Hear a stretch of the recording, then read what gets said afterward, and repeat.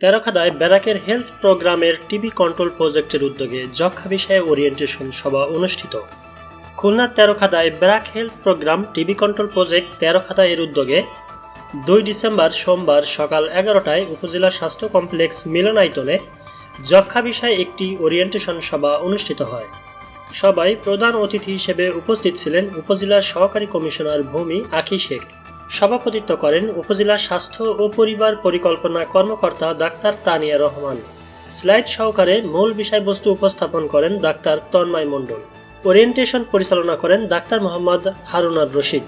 সবাই বক্তারা জানান যক্ষ্মা কি, কিভাবে ছড়ায় এবং কিভাবে যক্ষ্মার রোগ প্রতিরোধ ও এর চিকিৎসা করা হয়।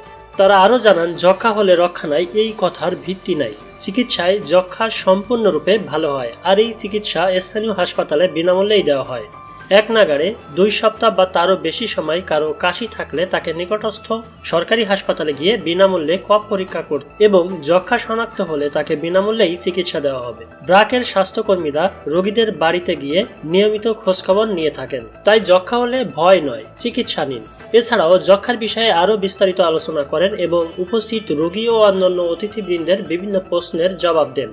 এ সময় বিশেষ অতিথি হিসেবে উপস্থিত ছিলেন উপজেলা কৃষি অফিসার শিউলি মজুমদার, ডাক্তার অনিক কুন্ডু, প্রাথমিক শিক্ষা অফিসার এম মতিয়ার রহমান, সমাজসেবা অফিসার শেখ মনিরুজ্জামান, উপজেলা academic supervisor Sahela Sultana, SI Rathindranath Poddar, বীর মুক্তিযোদ্ধা চৌধুরী আবুল খায়ের, ব্যারাকের খুলনা বিভাগীয় ব্যবস্থাপক মোহাম্মদ আসাদুজ্জামান, জেলা ব্যবস্থাপক মোহাম্মদ শফি কামাল, টিবি কন্ট্রোল প্রজেক্টের প্রোগ্রাম অফিসার মুক্তা ইসলাম, মাঠ সংগঠক মোহাম্মদ নাসির উদ্দিন ও সাথী খাতুন, গণমাধ্যম কর্মী রবিউল ইসলাম ও স্থানীয় ইমাম এবং চিকিৎসা নিয়ে সুস্থ হওয়া কয়েকজন যক্ষ্মা রোগী সহ স্থানীয় গণ্যমান্য ব্যক্তিবর্গ।